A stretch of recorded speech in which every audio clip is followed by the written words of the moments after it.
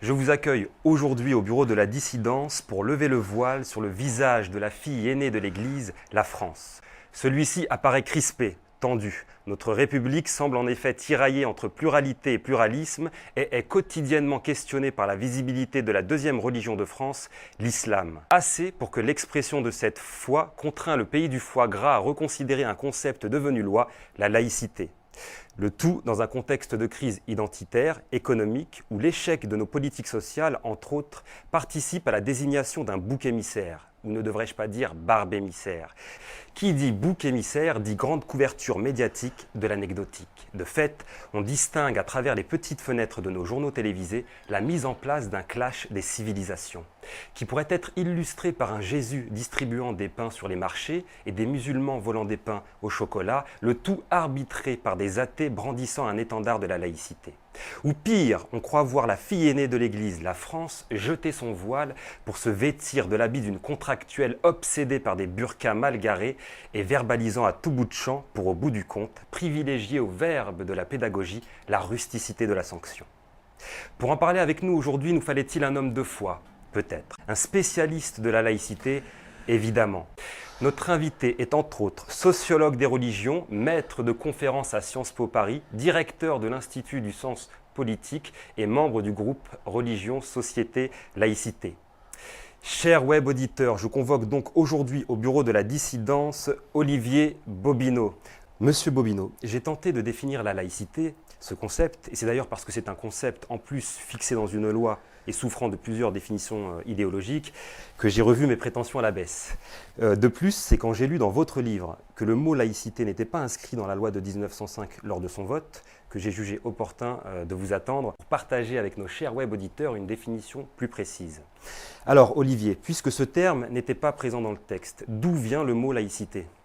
Alors il vient de la Grèce antique où il signifiait peuple, le peuple gouverné.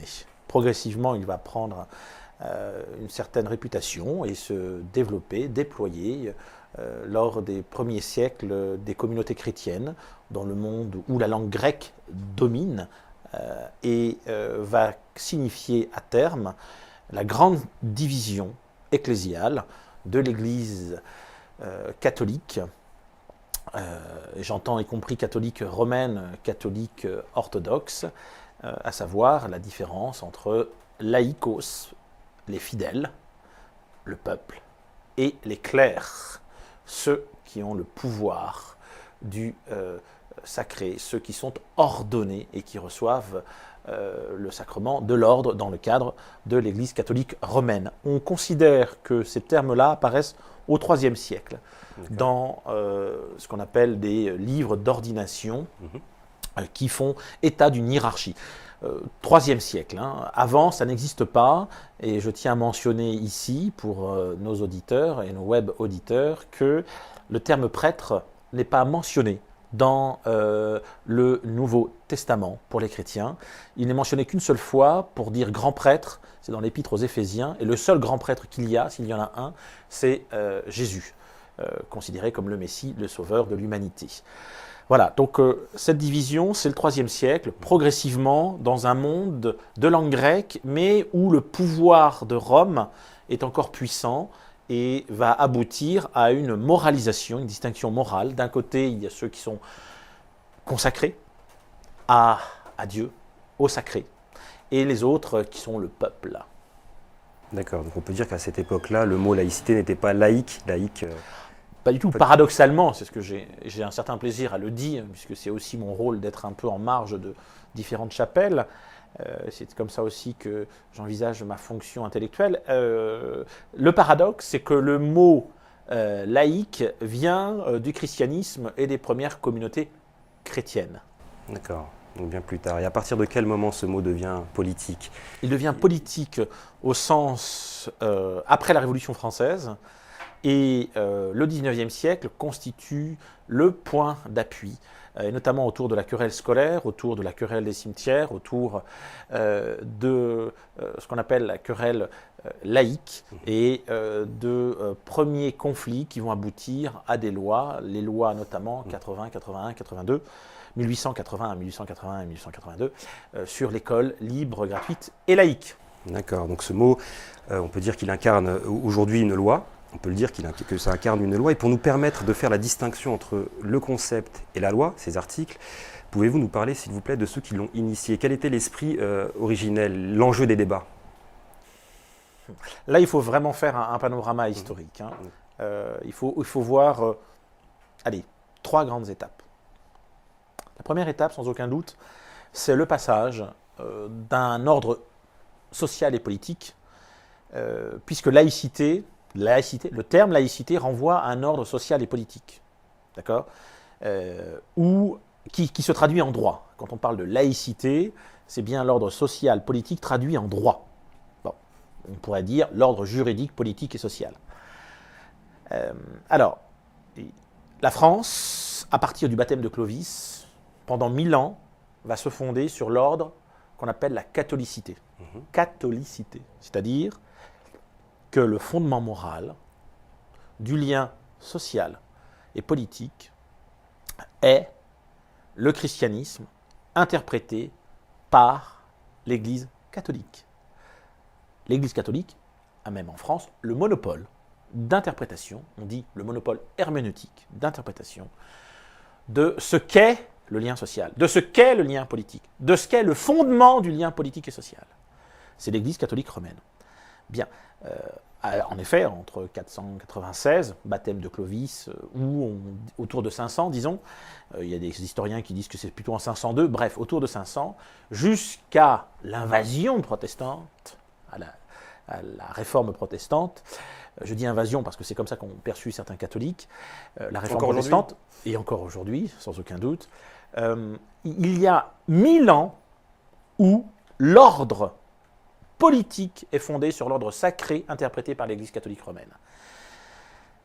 Le roi est le fils aîné de l'Église, le royaume de France est la fille aînée de l'Église. Vous l'avez souligné en introduction en faisant état de cette notion de fils et fille aînés. Ça veut dire que... Certains se demandent s'il était réellement croyant. Oui, c'est même pas la question. Il peut ne pas croire. Hein. On connaît y compris des responsables religieux aujourd'hui qui sont à la tête et au sommet de certaines institutions, y compris musulmanes, et qui ne croient pas en Dieu. Bien, donc ça, c'est pas un problème. Le problème, il est social, politique et métapolitique. Le politique a besoin d'un fondement. Son fondement, c'est donc la catholicité. L'interprétation par l'Église catholique du message divin. Sauf que, à l'arrivée des protestants, 1517, disons, réforme protestante, Luther, en Allemagne, va, lors de 95 thèses affichées sur les portes du château de Württemberg, donc dire, voilà, je remets en cause cette autorité. Je remets en cause l'interprétation. Je remets en cause le principe herméneutique catholique. L'intermédiaire, quelque part. L'intermédiaire entre Dieu et l'humanité.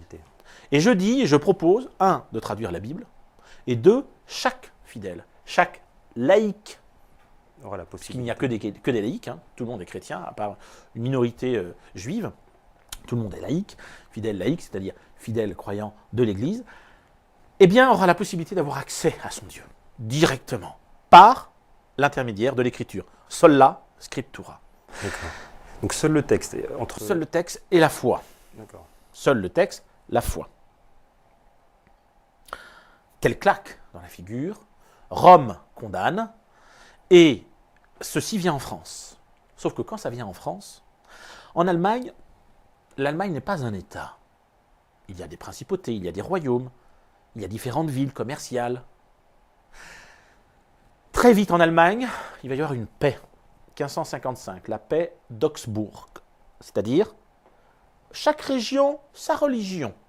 Voilà, le prince est là, la ville est là, bien le territoire, il va être protestant. Le problème, c'est que la France, le roi est catholique, le royaume est catholique, tous les Français sur le territoire sont catholiques. Un point, c'est tout. Et ils ont plus de droits que les autres. Cela étant, quand les protestants arrivent, que peut-il se passer? Et si demain, le roi est protestant? Et si demain, le royaume de France est protestant? Autrement dit, et si demain, ce qui nous fonde dans notre lien politique, dans notre lien social, depuis 1000 ans, eh bien si demain c'est la protestanticité, et non plus la catholicité, drame, remise en cause de tout l'univers, l'imaginaire, le politique, le social, le religieux. Donc, Milan, la fondation et la catholicité. Que va-t-il se passer quand les protestants vont ainsi faire des premiers convertis, notamment dans l'est de la France? Il va y avoir une violence. Une violence. C'est pas simplement la foi qui est remise en cause. C'est pas simplement la religion. C'est la fondation même de l'État français. Ceci est insupportable. Ça va donc justifier quoi? Contrairement à l'Allemagne, où il y a une paix d'Augsbourg, où chaque religion, chaque région a sa religion. On divise, y compris la ville d'Augsbourg, par exemple, en deux, et on dit la moitié des églises et bâtiments religieux seront protestants, l'autre moitié catholiques. En France, ça ne va pas être le cas, parce qu'il y a un monopole depuis 1000 ans, et qu'il est hors de question de le mettre en cause. Et que va-t-il se passer? On va voir une guerre de religion violentissime. Montaigne écrira « barbarissime violence ». Pourquoi? Mais parce que tout simplement, le protestant, c'est finalement le diable. C'est le diable qui menace l'ordre politique, religieux, social, familial, qui menace tout ce qui fait la France depuis 1000 ans.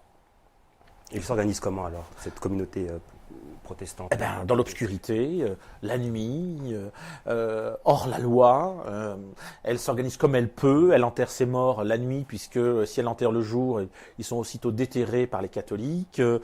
Elle ne peut plus vivre dans le sens où, eh bien, on va avoir des violences qui auront 4 caractéristiques principales.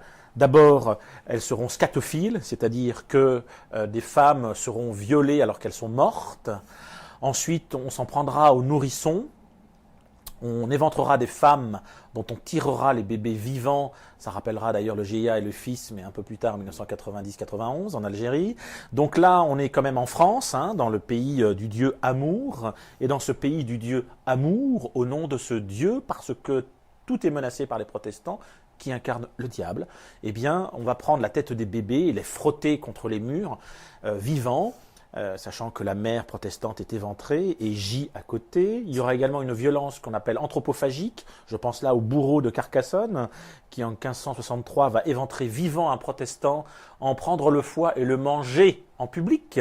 Mais je pense aussi à ces homélies, ces sermons de prêtres catholiques après la messe de 11h, qui vont aller avec des pieux déceler des stèles où des protestants ont été enterrés durant la nuit, la veille, et demander à leurs fidèles d'excrémenter sur les fidèles protestants enterrés. Et ça va durer combien de temps alors ces violences? 5 générations. 5 générations de violence. En gros, 1525-1610. 5 générations. 5 générations de violence barbarissime. À la fin du XVIe siècle, des intellectuels, des sages, Montaigne, de l'Hospital et d'autres vont dire: est-ce qu'il est possible de retrouver la paix sociale? Est-ce que c'est pas ça le bien le plus précieux? Et ils vont considérer que la paix civile est une affaire beaucoup trop sérieuse pour être laissée dans les mains des religieux, aussi bien les pasteurs protestants que les prêtres catholiques. Parce que les côtés protestants, on a fait aussi une guerre de religion. Les protestants, on appelle ça la guerre contre les rasés. Pourquoi? Parce que les protestants refusent tous les intermédiaires. Donc ils s'en sont pris aux prêtres, qu'ils ont émasculés, qu'ils ont essorillés, ils ont arraché des oreilles. On a retrouvé dans une église du centre de la France 200 oreilles, 100 paires d'oreilles de prêtres. Bien, les moines également sont éventrés, émasculés, etc., etc. Donc, protestants et catholiques aboutissent à remettre en cause la paix civile et sociale. Les intellectuels disent: cette affaire est trop sérieuse, on arrête. D'accord. Et donc, on va proposer autre chose. Que va-t-on proposer? C'est ce que... L'édit de Nantes, c'était. Alors, c'est exactement cela. L'édit de Nantes, qui propose la tolérance, qui propose ce que Marcel Gauchet appellera plus tard, au XXe siècle, donc la raison d'État. En effet, l'État français est le premier État où la raison d'État est appliquée, c'est-à-dire que la chose la plus sérieuse est la préservation de l'État et de l'ordre civil et social. Je rappelle que quand même la raison d'État est pensée par Machiavel en 1513, italien, mais appliquée en France. Et l'idée, c'est de dire, on laisse cela de côté, ce qui compte, c'est la paix civile et sociale. Voilà, et là, on peut considérer, à la suite d'Émile Poulain, le grand historien spécialiste de la laïcité et de la catholicité, qu'on vous inspirez d'ailleurs, je crois, pour faire une définition de la religion. Bien sûr. On aura l'occasion tout à l'heure de partager aussi. on considère qu'on passe là d'un ordre politique de la catholicité et juridique à un autre ordre politique et juridique, la laïcité. Oui, là, il y a une étape fondatrice. Puis ensuite viendra deuxième étape, puisqu'il y a 3 étapes que j'évoquais à l'instant. Deuxième étape, il y a la Révolution française. La Révolution française va définitivement dire, ce n'est pas la pacification par le droit, c'est ce qu'on a vu tout à l'heure, hein, les intellectuels qui demandent la raison d'État, l'État fort, voilà, pacification par le droit, non. C'est la pacification par la raison. La raison est seule émancipatrice et nous permettra de nous éloigner des barbaries religieuses.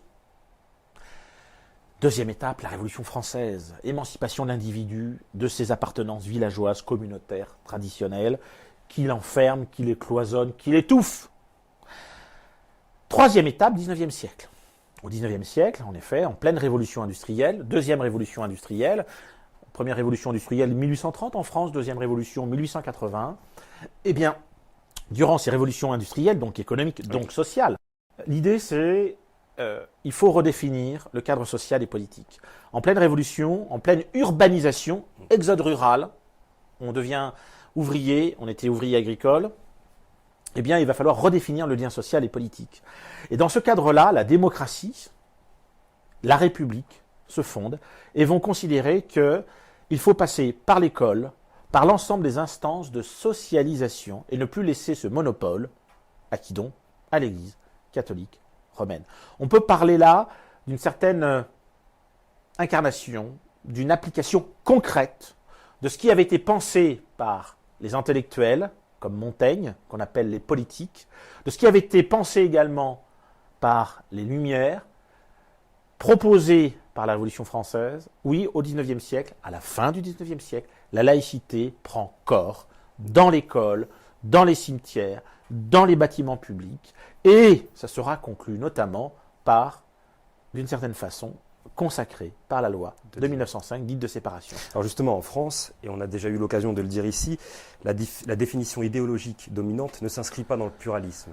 Alors déjà, est-ce que cela a toujours été le cas, et quelles sont les autres conceptions de la laïcité ? Alors, on comprend bien qu'avec l'historique que j'ai fait un peu trop rapidement et succinctement, la France, la majorité des Français, quand vous interrogez des Français, et je pourrais poser la question à nos amis qui sont ici, dans ce studio, quelle est leur conception de la laïcité? La laïcité pour eux, c'est quoi? C'est la foi dans la sphère privée. Ta foi dans ta vie familiale, dans ta maison, dans ton foyer, surtout pas dans l'espace public. Bon, c'est ce que j'appelle, pour ma part, une laïcité donc d'opposition. Cette laïcité, elle s'oppose à l'Église catholique romaine et de manière générale à la religion et aujourd'hui à l'islam. Oui. Il se trouve que cette laïcité s'explique remarquablement au regard de l'historique. La France, eh bien, le seul pays en Europe qui va connaître ces violences barbares pendant 5 générations. Et l'État français va se fonder sur quoi? Sur un espace public où surtout il faut éviter l'expression religieuse. Parce que cette expression religieuse rappellera toujours ces guerres de religion. Potentiellement, la religion, quand elle s'exprime dans l'espace public, elle peut être dangereuse. Et ce, malgré l'article 1er de la loi, en fait. Alors, donc c'est ça le paradoxe. D'un côté, une laïcité d'opposition, qui s'explique historiquement, qui se reproduit, hein. Je tiens à rappeler, j'ai étudié les manuels en France et en Allemagne, les manuels scolaires, c'est très intéressant. Au collège, en France, on associe le mot religion à guerre. Et voilà. En Allemagne, le mot religion est associé à paix, le mot religion est associé à spiritualité, deuxième occurrence. Troisième occurrence, guerre. Bien sûr. Tous les Français, grandissant avec cet état d'esprit, parce que c'est la réalité de l'histoire française, oui, on se méfie, on suspecte le religieux dans l'espace public. Cela étant, ce qui est très intéressant, c'est de voir que cette laïcité, eh bien, n'est pas dans le texte. C'est même la seule laïcité qui n'est pas dans la loi de 1905. Alors, quelles sont celles qui se fondent un peu sur ces articles? Il y en a 3 autres. D'abord, il y a la laïcité fondatrice de ce texte, que je propose d'appeler une laïcité de proposition. Qu'est-ce que c'est? L'article 1, dans la loi du 9 décembre 1905, dite de séparation des églises et de l'État, les églises et de l'État, c'est la seule fois d'ailleurs où le mot église est mentionné dans cette loi.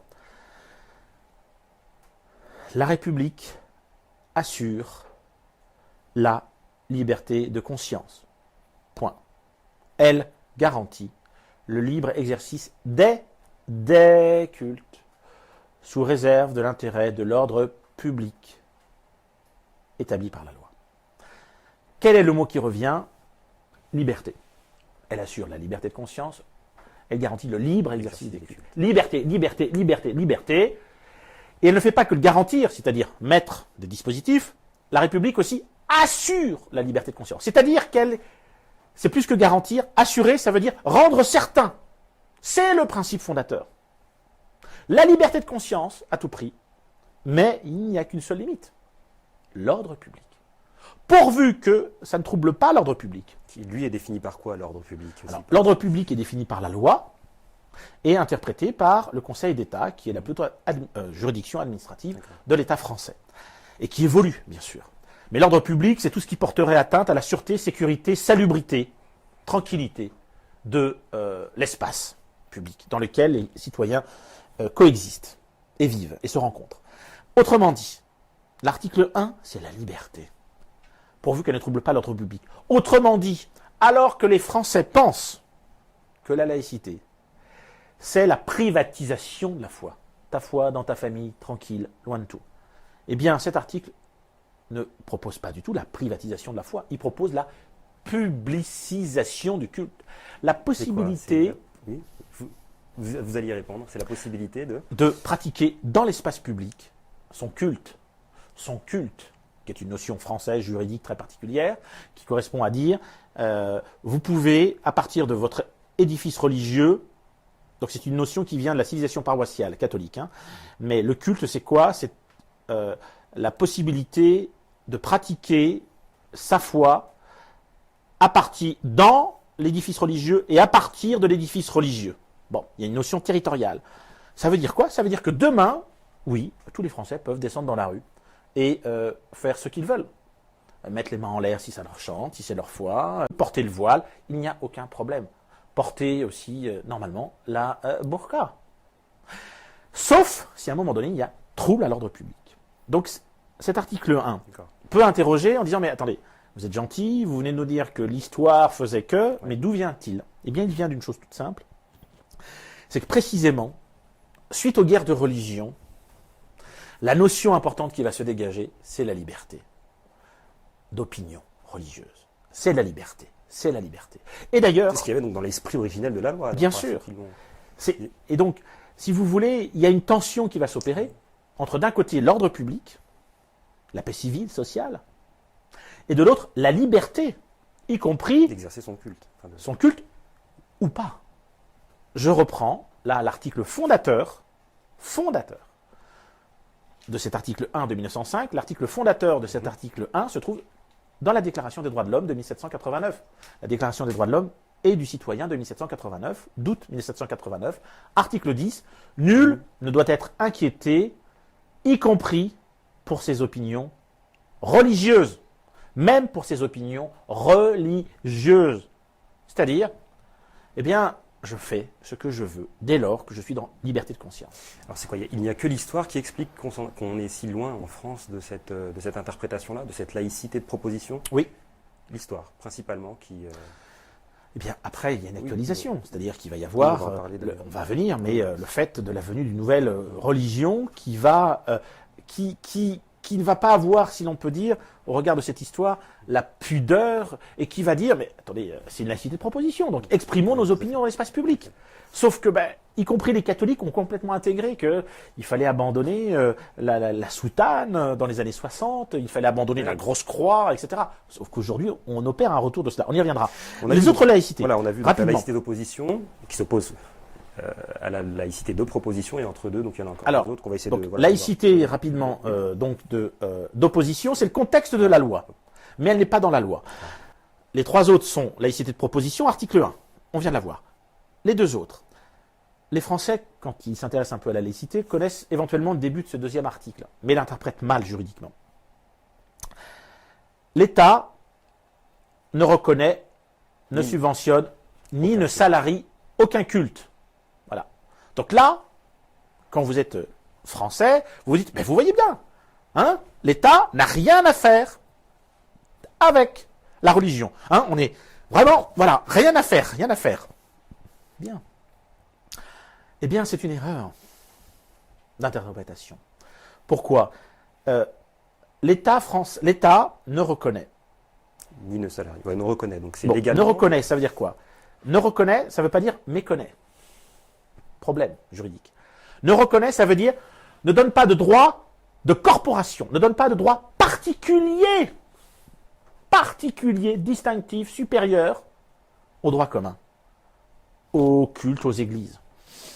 C'est-à-dire que l'État, ce n'est pas l'État allemand qui reconnaît les églises comme des droits de corporation publique qui ont le droit de prélever l'impôt, qui ont des droits très particuliers. Là, l'idée c'est quoi? Il faut bien comprendre le sens de l'histoire. C'est que là, l'État, il ne veut pas s'ingérer dans les églises, dans les cultes. Pourquoi? Parce qu'il y a un petit bonhomme qui s'appelle le père Émile Combes, qui est un ancien séminariste qui a quitté l'Église catholique romaine et qui veut, en gros, se la farcir, qui est un opposant farouche, même s'il aura une correspondance avec une religieuse. La parenthèse est fermée. Et donc, ce garçon, lui, ce qu'il veut, c'est contrôler l'Église catholique romaine. Et donc, comment contrôler l'Église catholique romaine? Eh bien, c'est justement d'en avoir des salariés. C'est justement de commander. Parce que qui paie, commande. Et là, il y a Aristide Briand, remarquable rapporteur et auteur de la loi de 1905, qui dit « Ce qui compte, c'est la liberté de conscience. Liberté de conscience. Liberté de conscience. » Pourvu qu'elle ne trouble pas l'ordre public. Et donc, la conséquence, c'est quoi? C'est autonomie réciproque. C'est l'État ne va pas mettre son nez dans les affaires religieuses. Et d'où l'État ne reconnaît, ne salarie, ne subventionne aucun culte. Et la phrase change d'un seul coup de sens. Elle permet la liberté religieuse. Deuxième laïcité, donc, c'est ce que j'appelle une laïcité de neutralité. Voilà. Une laïcité de distanciation. Qui elle aussi se retrouve dans la loi, du coup. Qui se retrouve dans la loi. D'accord.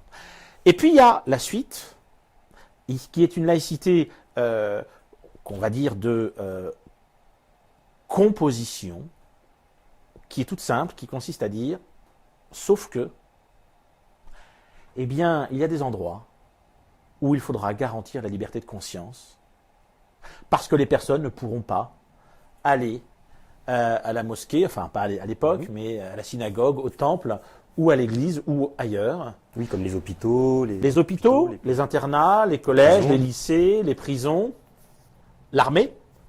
Et donc, on va appeler ça des aumôneries. Et il est écrit, sera prévu un budget pour les aumôneries dans ces établissements. C'est ce qu'on appelle une laïcité de neutralité. Composition. Composition. Voilà, laïcité de composition. D'accord? Une laïcité d'opposition, une laïcité de proposition dans le texte, une laïcité de neutralisation, de distanciation dans le texte, et une laïcité de composition. Pourquoi? Parce que bien sûr, la République française doit assurer, même pour les prisonniers, même pour les soldats, même pour les gens qui sont malades, même pour ces lycéens, doit assurer, elle n'a pas le choix, la liberté de conscience.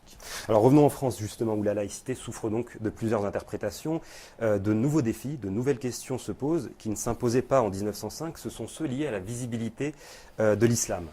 À ce titre, vous dites que la date qui a le plus d'impact dans le quotidien des musulmans, ce n'est pas le 11 septembre 2001, date des attentats du World Trade Center, mais plutôt 1991, c'est ça? 89. 89. Pourquoi? C'est quoi? C'est l'installation définitive? 1989, c'est l'année tournant pour l'imaginaire politique des Français. Voyons cette année rapidement. Je donne les faits, je donne l'interprétation. Je donne les dates. Février, le 5 février, fatwa contre Salman Rushdie, lancé par l'ayatollah Khomeini. Mars-avril, que fait le même ayatollah Khomeini? Il fête sa révolution iranienne. 1979, ça fait 10 ans qu'il est au pouvoir. On voit sur tous les écrans des femmes avec le tchador, c'est le voile de l'époque. Mars-avril. Avril, mai, juin, juillet en France, que se passe-t-il? Commémoration du bicentenaire de la Révolution française. Quelle est la valeur qui va être affichée? Est-ce que c'est comme en 1889? C'était la liberté? Non. La valeur qui va être fédérée, affichée, il suffit de regarder les colloques et les débats, ça va être haut comme par hasard la laïcité. Bien. Juillet 89, loi de Jospin, Lionel Jospin, dite d'éducation, qui reconnaît la possibilité à l'expression religieuse dans les écoles. À tout élève. Juillet. Septembre. Rentrée de septembre 89. 3 jeunes femmes au collège de Creil portent le voile. Ben oui. Condamnées par le règlement et par le proviseur. En Conseil d'État, le 26 ou le 27 novembre 89, le Conseil d'État, par l'intermédiaire de son commissaire au gouvernement, l'excellent David Kessler, dit que, dès lors qu'il n'y a pas de trouble à l'ordre public ni prosélytisme, les élèves ont le droit de porter le voile. Scandale de tous les syndicats de professeurs. Mais c'est oublié que la veille, le 25 novembre, il y a 3 circonscriptions qui passent au Front National. Et regardons la campagne du Front National au mois de novembre. Est-ce qu'elle s'est faite sur l'ennemi juré de l'Occident chrétien, de l'Occident capitaliste? Est-ce qu'elle s'est faite contre le bolchevique, contre le barbu soviétique qui, avec le couteau dans les années 30, venait égorger nos grands-mères? Vous dites qu'on a remplacé la barbe rouge du communiste par la barbe du musulman. Eh bien, voilà. C'est en l'occurrence plus le barbu rouge qui fait peur, parce que le barbu rouge vient de décéder le 9 novembre 1989, la chute du mur et la déflagration progressive de tous les partis communistes européens perdent de légitimité. Et donc, je passe maintenant à l'interprétation.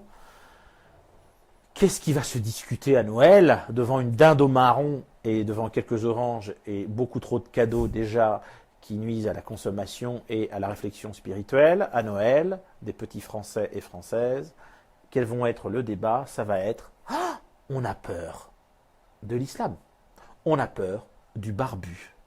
Le péril rouge s'effondre en 1989 et s'y substitue le péril vert.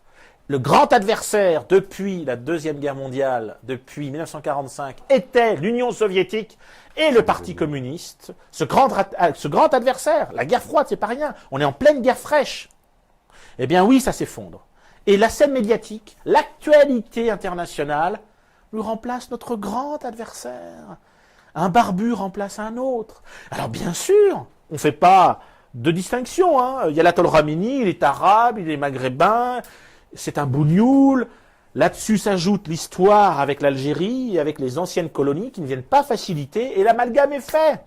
On oublie qu'il y a l'Atol Khomeini, il ne représente qu'éventuellement 15% des chiites, et encore y a-t-il différentes sensibilités au sein du chiisme, et qu'il est tout sauf arabe. Bref, on n'en est pas là.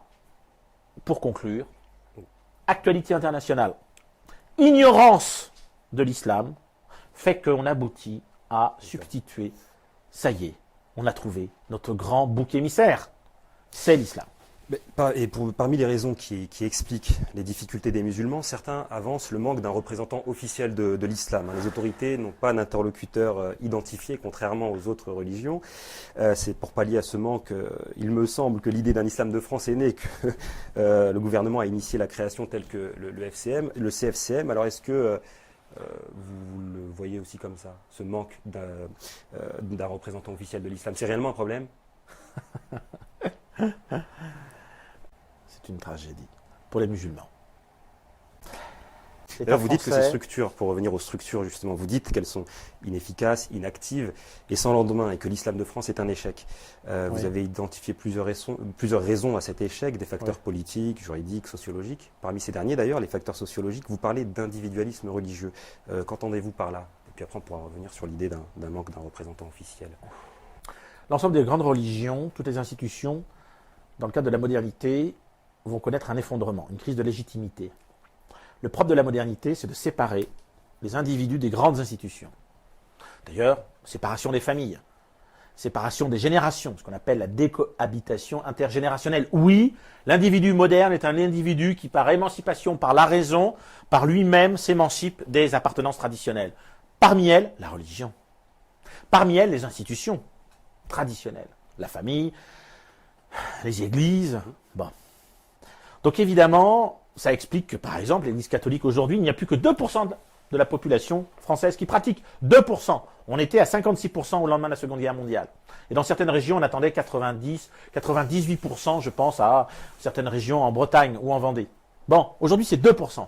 C'est le résultat de la sécularisation, c'est quoi? C'est le résultat de la modernisation, de la sécularisation, c'est-à-dire progressivement. La religion n'est plus une structure, enfin ne structure plus la société. Voilà, la religion est devenue culture. D'accord. Ce n'est plus une structure, c'est devenu une culture.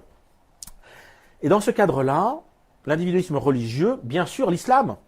Tous les musulmans de France, eh bien, vivent dans cette société. Ou alors, ils s'en extirpent, ils essaient de recréer des communautés, mais on le voit bien, même dans les communautés.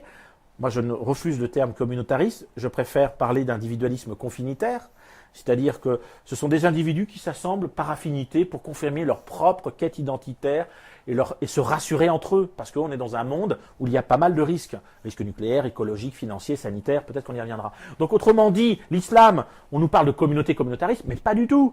Toutes les religions, toutes les institutions sont en crise, à commencer par l'islam. Et dans ce cadre-là, les musulmans de France aujourd'hui, ils veulent pratiquer tranquillement. Et donc quand il y a une institution qui est créée, ils tâtonnent, ils regardent, et le drame, et je dis même la tragédie pour l'islam et les musulmans de France, c'est que quand on voit la création qui au départ est importante, d'avoir un organisme de représentants, représentant les musulmans de France, le seul problème, eh bien, c'est que les personnes qui représentent cet islam, soit ce sont des escrocs, soit ils font du business, ou soit ils essayent de bien faire, mais comme il y a le monopole de quelques-uns, et que rapidement ils deviennent, en gros, ils connaissent le même problème que les institutions partisanes et politiques, je pense à l'UMP, mais je pense aussi au PS il y a quelques années, eh bien ils ont beaucoup plus à faire avec leurs affaires internes, de pouvoir, partage de business, partage d'influence, que de se soucier des problèmes quotidiens des musulmans. Oui, on l'a vu avec la polémique sur la viande halal. Enfin, viande halal. Et les pèlerinages, comment se fait-il qu'encore il y ait les pèlerinages, ce dossier ne soit pas réglé? Et la formation des imams, pourquoi est-ce qu'à un moment donné, le recteur de la grande mosquée de Paris soutient et d'un seul coup il ne soutient pas et donne et poignarde dans le dos? Pourquoi autant d'hypocrisie?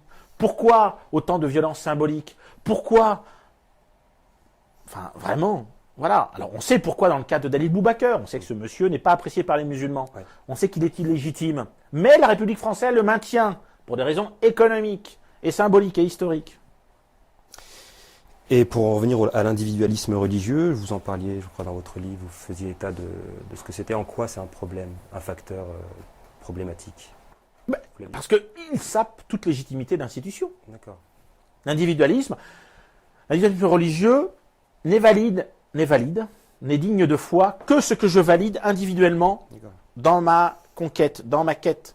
Moi, je pense que je ne vais pas faire le ramadan, ou je pense que je peux boire de la bière, ou je pense que je peux donner à mes enfants des bonbons Haribo parce que voilà. Oui, vous l'avez dit, l'islam n'est pas un mouvement uniforme comme ça qui vient conquérir. Voilà. Alors, dans le cadre de l'islam, c'est d'autant plus problématique, puisque contrairement, par exemple, à l'Église catholique romaine, qui, dès le départ, conçoit une institution centralisatrice, unifiante, unificatrice, et avec des sacrements, les premiers siècles de l'islam, c'est d'abord du pluralisme. C'est des querelles, de querelles. Et il n'y a pas d'organe central, il n'y a pas de clergé centralisant, ayant le monopole de l'interprétation du message divin. Mais en France, c'est particulier, n'est-ce pas parce qu'il y a eu une vague d'immigration marocaine, notamment algérienne et tunisienne, et que déjà, ils discutent plus sur des faits culturels que réellement religieux.